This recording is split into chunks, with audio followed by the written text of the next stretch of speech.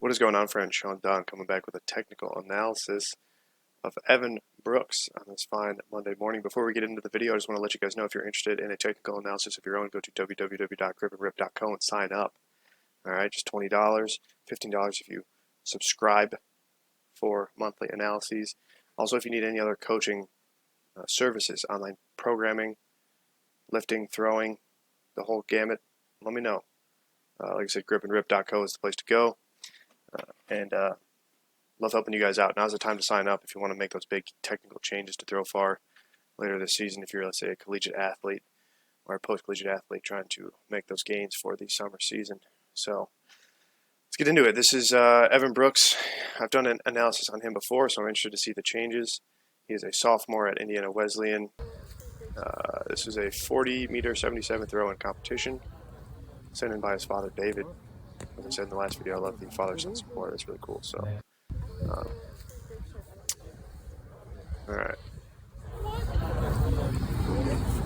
Return heel. And it just looks like some patience issues, some timing issues.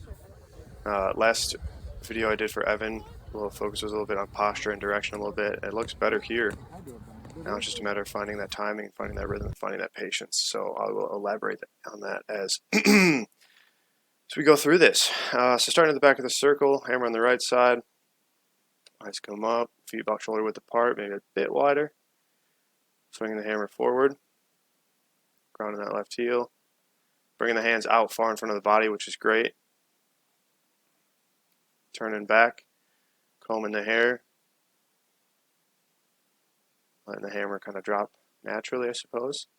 Stepping up, countering a little bit. Stepping up just a bit. Turning back more, which is great. Your head's still facing zero, but your shoulders are turned back towards 270, which is really nice. And you can see there is just a little bit of downward motion as the ball comes through right there, so I try to stay tall. Not a huge deal, though. You're kind of sinking down into the leg, setting up this left side a little bit better. Left heel comes down. Right leg is quite stable and sturdy there, which is cool. Left side's very stable. And then as you're going through zero, just looks a little forced with the hands. As you can see, left shoulder's going a little bit early, and then it looks like this right arm doesn't really straighten out until probably about after zero. Pardon me. First analysis on the day here. Throat's a little raspy. Yeah, it looks like the hands are just forced a little bit. Pushing the hands across. As you can see, there's this separation between the hammer where it's in line with the left arm, but the right arm is ahead of it. That means there's a little bit of disconnection here where the hammer should be kind of more in this direction on this line, center to the torso. Think triangle between the shoulders, arms, and hands. And you want the ball to be pretty much right in the center of that triangle, maybe a slight bit behind. That being said, though, like I said, your body stability is very good here, but it just looks like it's a little bit forced. So this is kind of what I was talking about when it comes to patience. I know starting off a 3-turn is hard, starting off a 3-turn heel, because you really do have to kind of get the ball going. But you need to think about letting the hammer pass a little bit more, waiting for the hammer a little bit more. Let it get ahead just a little bit more, and then that'll set things up better for subsequent turns. Whereas I think what we're going to see here is that you still have the tendency to be just a little bit too far ahead of it each turn. And that's going to affect kind of how you go throughout the throw, how the turns develop. So single support here is pretty tidy. Sneaky right leg, level shoulders, hips underneath you. Hands a little bit down, not a big deal. They don't need to be up. Just want to make sure your hips are underneath you and your chest isn't getting pulled forward here. But it's pretty stable. I like that your hips are underneath you. You're back over this right leg, but you can see the tension in this left side start to go sooner than it needs to. That left heel grounds. And you got to wait. Like I said, all you have to do is wait just a little bit longer. Whereas you can see this left heel grounds, and then this left side starts going up. All right? Just getting, that's tightness. All right? Because you aren't quite patient. You're creating a little bit of tension with that left side. So you need to relax the arms and the shoulders, and you should think about kind of holding this position, kind of right here, and letting the hammer get ahead to about zero, and then you want to start doing that sort of left side action, if you will, that you're just like a few frames ahead of the ball. So like I said, if you want this action to happen probably about 1, 2, 3, 4 frames later than it is. You need to let the hammer get a little bit more around the left, out in front of you just a bit more. Where, like I said, this left side's pulling back and it's tight and you're kind of forcing your way through the circle. But there is better direction here for sure. I think keeping this left side down by waiting for the hammer would help a lot. You're back over this right leg well. And you can see more, you're getting good separation between the hips, but you can also see you're kind of leaving the ball behind a little bit. The hips underneath, very nice catch here. Left shoulder, hip, knee, center of your kind of foundation, if you will. Your center of mass is centered between your feet, which is great. Flat catch, it's cool. But then you can see the tension is going to develop in that left side again. Right foot doesn't really turn that much until the ball gets after zero. And then here's where you start to lose direction a little bit as well, because you're not quite over that right leg as much. Ball's pulling you forwards.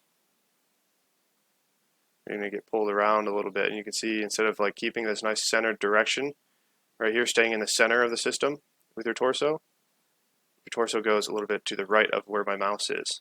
If you're getting pulled around that left side, you catch. You're a little late. Your foot is more in the direction of the back of the circle than even with both feet, or a little bit forwards towards the sector. And you can see this is your latest catch. Not a huge deal. It's flat. Your hips are underneath you again. But then you can see the left side is just doing anything it can to keep up with the hammer, and you get your hips up into it, and then see, same thing, you get pulled around to the left side. Or I should say the right side of the circle, but the left side of your body if you're imagining throwing the hammer itself. So, yeah, it's better stuff than before for sure. Looks more stable. Posture is better. Hips are underneath you better. But now it just comes down to being patient and waiting for the hammer. Like I said, you got to let the hammer get a little bit more ahead. Throw the hammer forwards here. So like after the ball reaches about 270, let the hammer go and do its thing. Let the hammer get ahead of you. As you can see, they're just it's right in the entry. That's all kind of what starts the system. All right, so whatever happens in the entry is kind of what is going to be repeated throughout the throw. And with you just a little bit ahead of it in the entry, then you become a little bit ahead of it in the second turn, and then in the third turn, and then into the finish. You're kind of just doing what you can to salvage it by then. So stay back on that right leg a little bit more, especially as the throw goes on, and then wait for the hammer. Okay? So stay centered and wait for the hammer. That's all you got to do. Let the hammer create the tension. Don't you create the tension. So definitely better than before, Evan, so that's dope. I hope you can continue to improve as the season goes on, because this should be a little bit easier to fix. You just got to relax the arms, the shoulders, let the ball create the tension, like I said. Sometimes easier said than done, but once you figure it out, you're like, man, throwing a hammer just gets that much easier. So, yeah, that's it. Evan, his father David, if you guys have any questions, let me know. I'm happy to help. Yeah. If anybody else out there would like a technical analysis or needs any other coaching services online, remotely, hit up gripandrip.co. It's my coaching business. All right. So thanks for watching. Until next time, Sean Don signing off.